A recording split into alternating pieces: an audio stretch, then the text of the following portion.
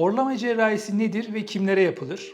Horlama cerrahisi uyku testinde apnesi olmayan, apne tespit edilemeyen hastalarda yapılan cerrahi işlemlerdir. Kulak burun boğaz muayenesi ya da uyku endoskopi sonrasında darlık tespit edilen bölgelere müdahale edilebilir. Bu bölgeler nerelerdir? Burun içi, geniz bölgesi, yutak bölgesi, dil kökü ve ses telleri gibi bölümlerde tıkanıklık olabilir. Bu tıkanıklıklara müdahale sonucunda hava pasajı genişletilerek horlama şikayetleri giderilebilir. Cerrahi işlem gerekmeyen hastalarımızda ise hava pasajında tıkanıklık yoksa yatış pozisyonu, kilo verilmesi, ağız içi aparatlar gibi yöntemlerle de horlama tedavi edilebilmektedir.